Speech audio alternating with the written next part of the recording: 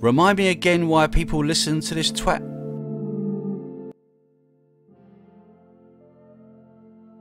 Maybe you voted for this plan. You could have two referendums, and as it happens, it may be more sense to have the second referendum after the renegotiation is completed. James. How I feel sorry for you. Or are you just trying to pull the wool over your listeners' eyes? Let's look at this logically. That clip with Jacob Rees-Mogg was before the EU referendum, right?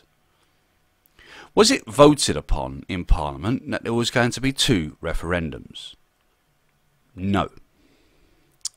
So, is there any point in bringing up that clip, considering that Parliament didn't actually vote for two referendums?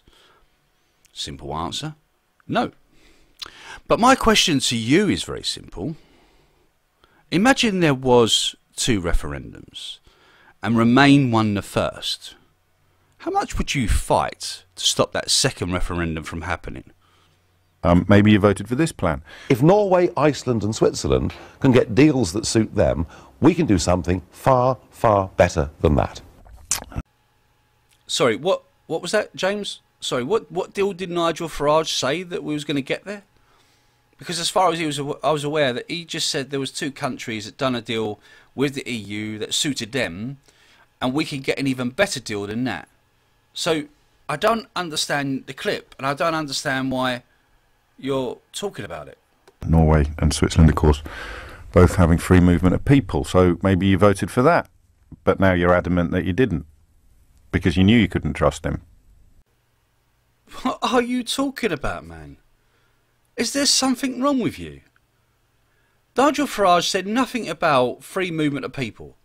Those two countries wanted the free movement, and we're happy with that. But Nigel Farage quite clearly stated that we could get an even better deal than that. At what point in that conversation did he state free movement of people?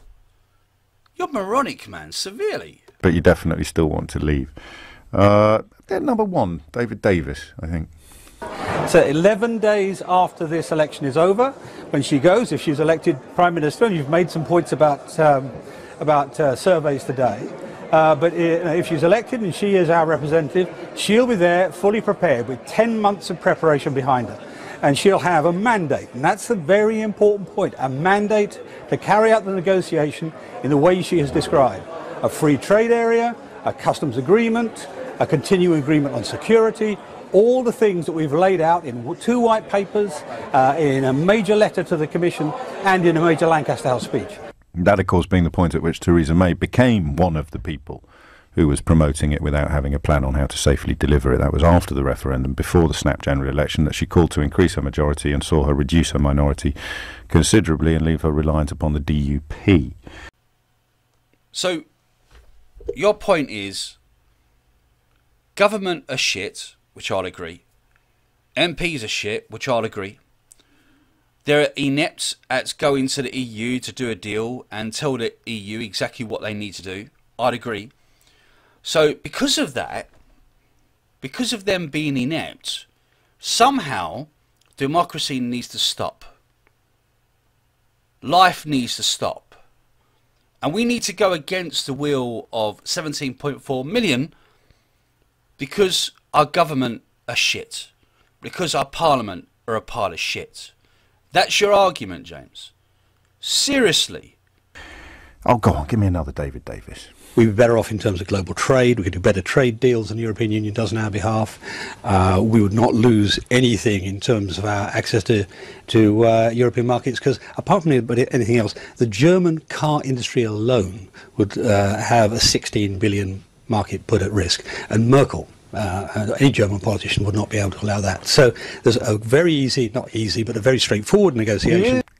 You didn't vote for that plan? No, absolutely. Didn't believe a word David Davis said, didn't believe a word Jacob Rees-Mogg said, didn't believe a word Nigel Farage said, didn't believe a word Daniel Hannan said, didn't believe a word Owen Paterson said. I voted Leave because I knew that all the most prominent Leave campaigners were lying. The London liberal mind never fails to amaze me, and James is the epitome of just pure stupidity. James's whole argument on this entire video is These people stated that this may happen and it may not happen. So guess what? We need to stay inside the EU. That's it. There is nothing else to it. There's no other structure to it.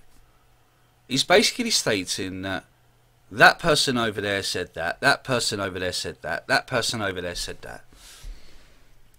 And because they said that and it may not happen, then we need to overturn it. So what exactly, his words were, what exactly have you voted for? Well, James, seeing how you won't let me on here, let me explain to you exactly what I voted for. I voted for the sovereignty of our parliament and the people of our country. I voted to have mass immigration stopped. And that will go for outside the EU as well, by the way, once we stop open borders in the EU. I also wanted £10 billion to stop going into the EU, and I want it to go into the likes of the NHS and other social programmes in the UK to look after the people from the UK. You know, what I pay taxes for in the first place. I wanted to stop the ECJ from controlling our parliament and controlling our laws, controlling the way that we live. I want to stop the federal Europe from happening. And I'm 99% sure that once we eventually leave, that will stop, because the EU's crumbling as we speak. That's why we voted, James O'Brien. So for you to believe that just because some people or some politicians on the play up to the EU referendum have said certain things that may or may not happen is relevant, it's not. People like me have actually got a brain. We can read, we can watch, we can see, and we can make up our own minds. Jacob Rees-Mogg didn't make up my mind for me. Nigel Farage didn't make up my mind for me. Daniel Hannan didn't make up my mind for me. I did. And I should think the majority of the 17.4 million did. You're the arrogant fucker that considers most people racist just because we don't want open borders.